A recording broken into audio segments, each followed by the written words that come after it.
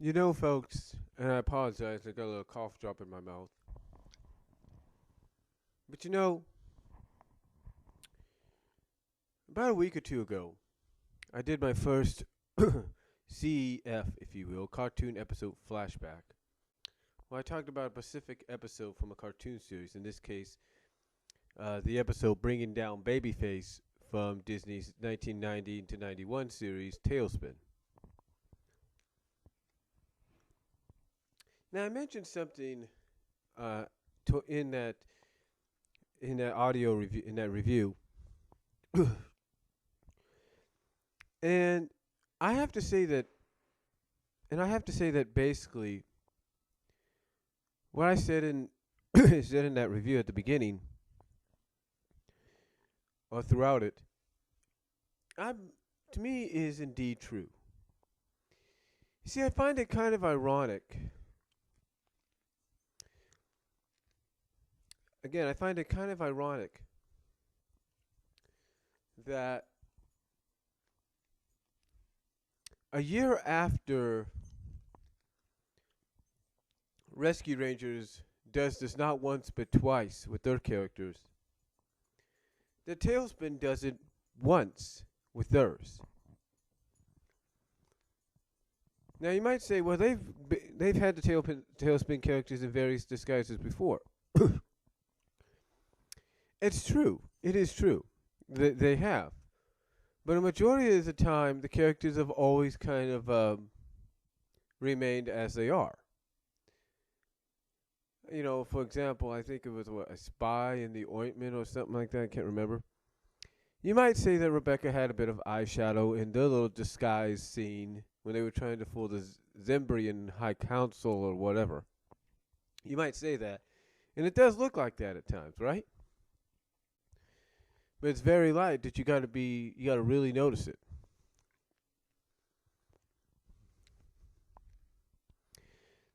But my point is this. I found it kind of ironic that from 89, the 89 90, 90 91,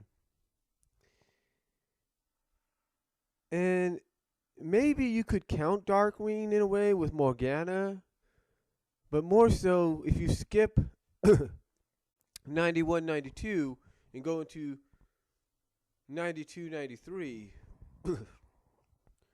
you kind of get what I'm talking about.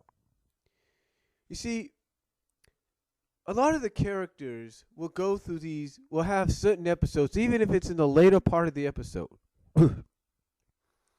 or in the other half of the episode, where they will disguise themselves.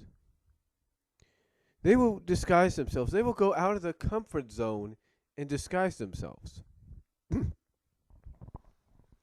Now, I mention this because, ironically, when Bringing Down Babyface happened, and it first aired, and in the second half of the episode, you had Baloo, Kit, and Rebecca in disguises. Now, like you will probably point out, they've done that before, but not like this. Because usually a lot of the disguises they would be in, or the other different outfits they'd be in, they would still kind of retain a little bit of what their design of the outfit or the original design that we're used to, the standard design.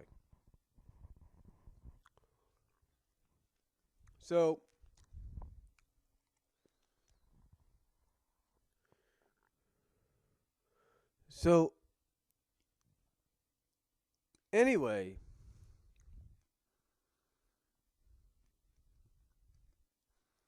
so anyway, you know, to me, so anyway, when the second half of Bringing Down Babyface happened,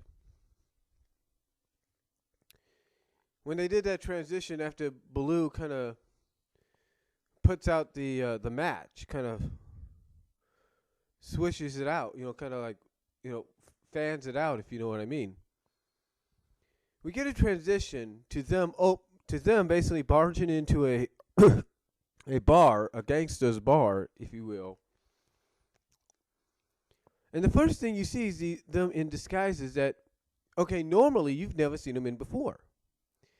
Because, like I said, usually when you're used to seeing a character in the show in a disguise, they usually retain a little bit of the original design, or in a different outfit, but a bit of the original design. But here you had them in different looks, different designs, especially Rebecca. Quite interesting, quite surprising, right? Well, the reason I bring this all up is the fact that, when you go back a year before with Chippendale Rescue Rangers, I believe Chippendale Rescue Rangers, in my opinion, is what started this. Now, you could probably argue and say, well, what about Gummy Bears and DuckTales? And yeah, you can argue that too, to an extent. But we're talking, just like you wouldn't even recognize them right off the bat if you were just watching the episode for the first time. And in my humble opinions, Chippendale Rescue Rangers, in the episode, which is one of my personal favorites, Double O Chipmunk, in the episode that followed up a few episodes, and the episode that kind of like was basically, in the episode that basically kind of took an influence from it, Mind Your T's and Q's, especially the second half of it, really set the standard. It really did.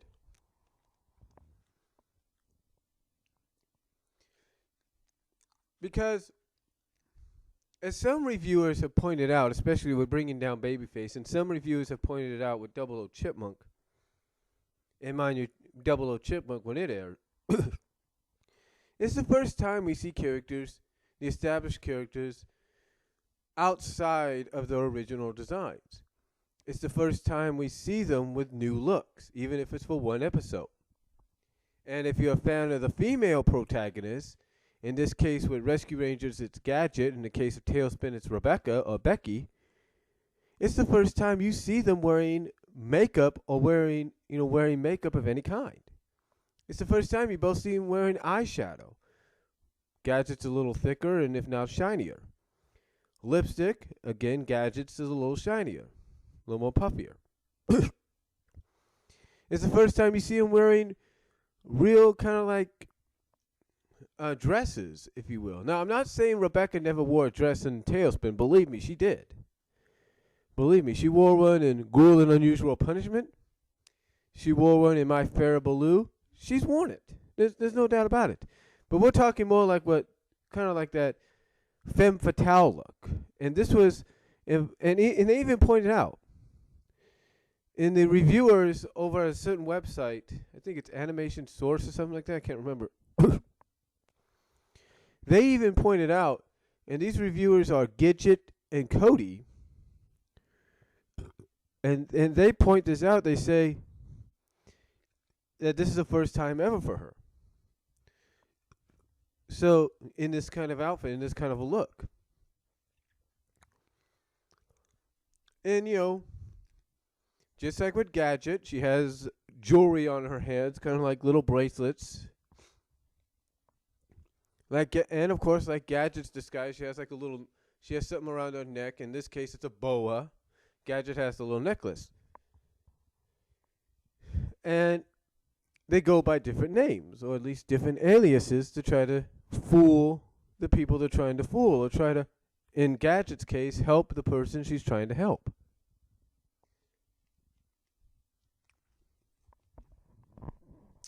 Now, of course, this isn't the first time. These wouldn't be the first two times, nor would they be the last. Ironically, and again, I apologize, I have a cough drop in my mouth, a Hall's cough drop.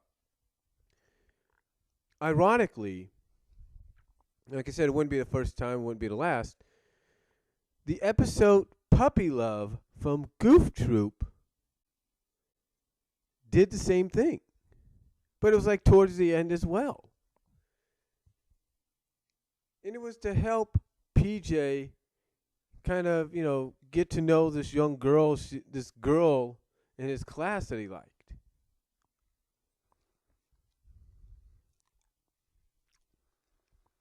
Okay? Let's help this young girl, help him kind of get the attention of this young girl.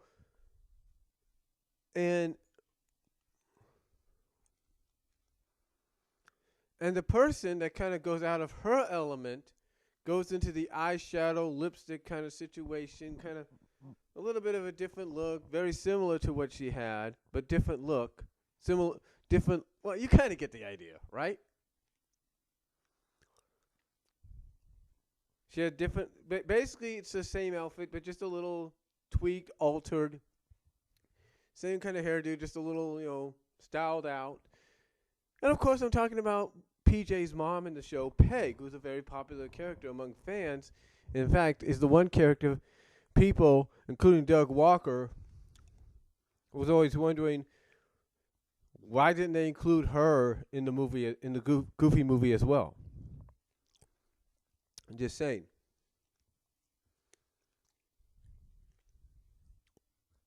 But the point is, this was the third time, in a sense, that this happened. It was the first time we had ever seen Peg wearing lipstick and eyeshadow, or something like that, along with sunglasses and all that.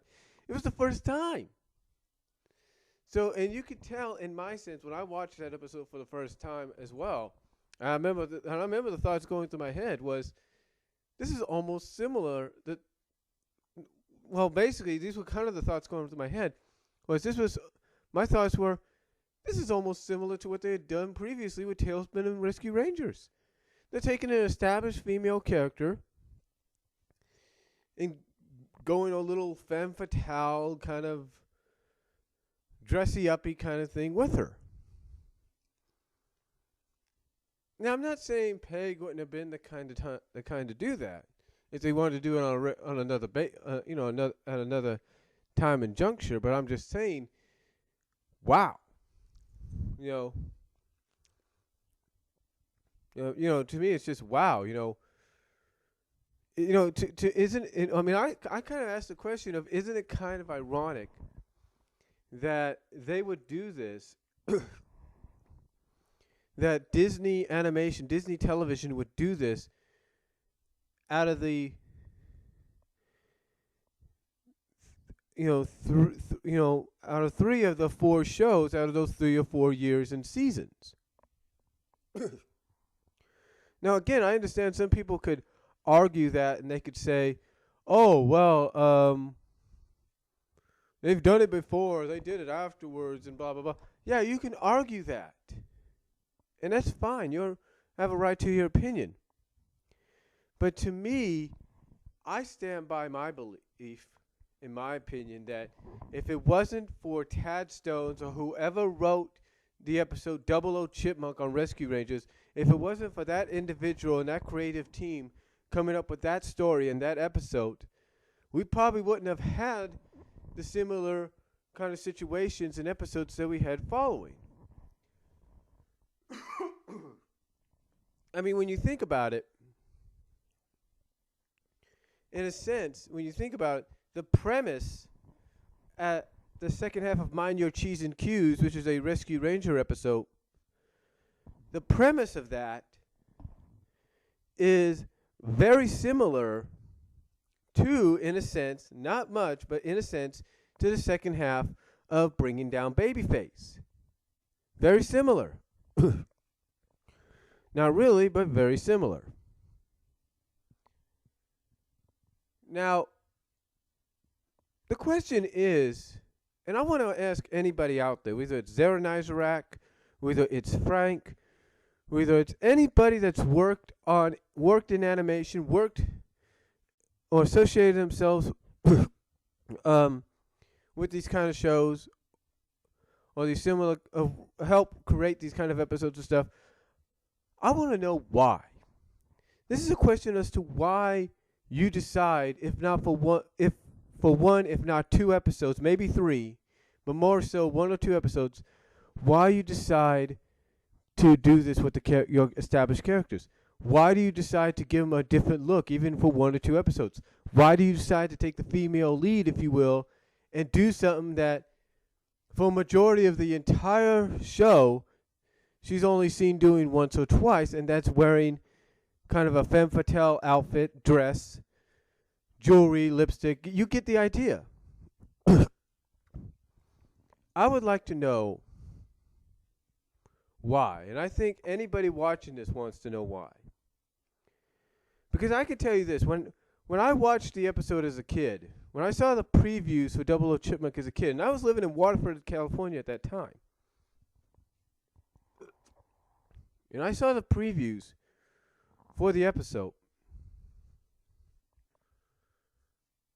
I said to myself, first thing I asked myself was, who is that? Because I didn't know. And after I watched the episode, I'm like, that's Gadget? I didn't know. Quite honestly, I did not know that was Gadget. I didn't. And I don't think anybody else did. And I guarantee you, if anybody came home from school and they tuned into Tailspin, and they tuned in at the time of the second half of bringing down Babyface, if that's how they saw it the first time ever, not saying they didn't see the whole thing the first time it ever aired, but let's say you're somebody and you walk in, you're watching Tailspin, and you see, and the first thing you see is the second half of the episode, and you see these characters in these new looks. You're not going to recognize them at first, right? So again, my question is, why go in this direction? Why do this? Now, I don't have a problem with it, because I know sometimes you got to switch things up, you got to refresh things, you got to make things more appealing, more attractive to the viewer. So, and you also got to explore other genres out there, if you will. But my question to anybody here is why? That's my question. So, let me know what you guys think. What are your thoughts on it? What are your thoughts on this? What are your thoughts on why they would do this, go out of their comfort zone? And if you know of any other examples from Disney or elsewhere, let me know. So, until then, ladies and gentlemen, that's all I'm going to say. But I'd like to know the question as to why. And again, to me, if it weren't for Chip and Dale's Rescue Rangers and whoever came up and wrote the episode Double O Chipmunks and then later on Mind Your Cheese and Q's, we probably wouldn't be having this discussion. God bless. Take care, guys. And comment down below. Let me know what you guys think, because I know I'm not the only one that wonders this.